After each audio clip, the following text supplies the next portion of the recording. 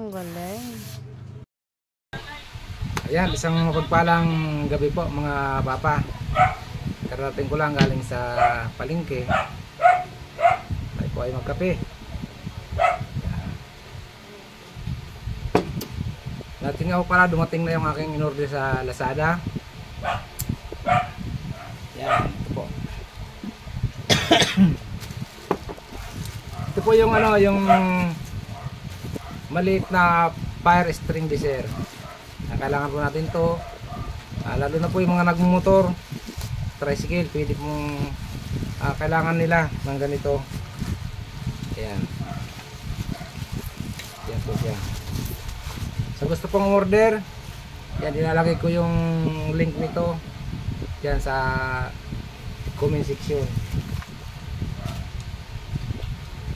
Yan, may lagayan din siya, pero bakit wala siyang ano. Yan, medyo malikot po yung camera natin kasi ang gamit kong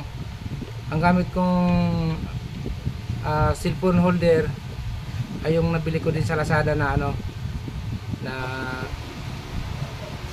nagalaw siya kung saan ka pumunta susunod. Pero pating takip. Matakip ito. Ito. Yan, malikot yung camera natin.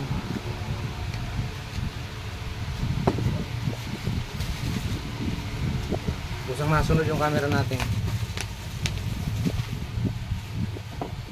Ito daw po yung ano, ayan o, pangalan niya, fire stop.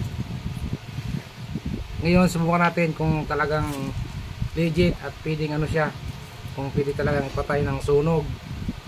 Pero kung kailangan palakin yung sunog, kailangan bago pa nag-umpisa yung sunog, isprayan mo na nito para talagang mamatay. Yan po siya. Likot mo ng camera na to.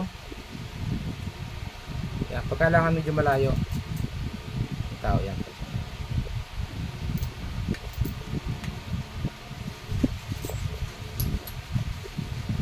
Yan, ngayon po ay mag-aano ako.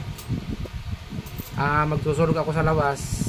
Tapos try nating bumbahin ito kung kaya talagang patayin yung apoy.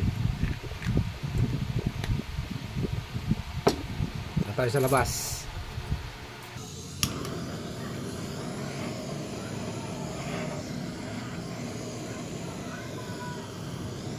Kailangan lilinas yan.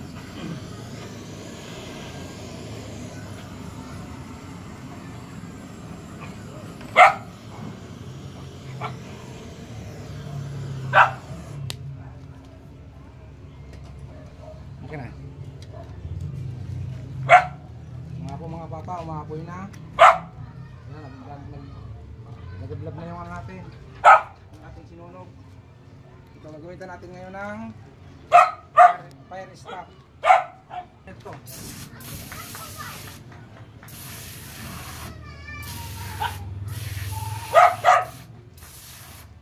Ang galing. Yung legit. Pili pala to sa mga nag-aano, sa mga nagmumotor. Kasi minsan talagang hindi maiwasan na magkaroon ng ano, problema yung motor. Pero nung nakaraan, nagkaroon ng sunog yung motor dun sa Kalamba.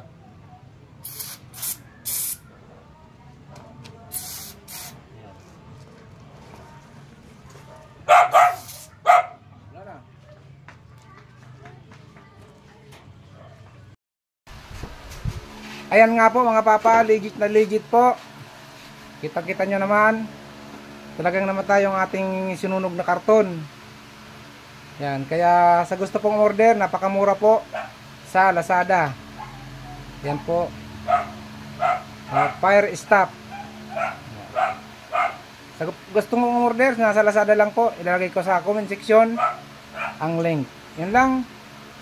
Bye bye.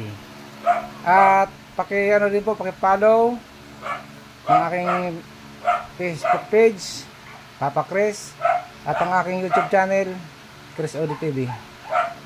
Bye bye mga papa. Isang magandang gabi.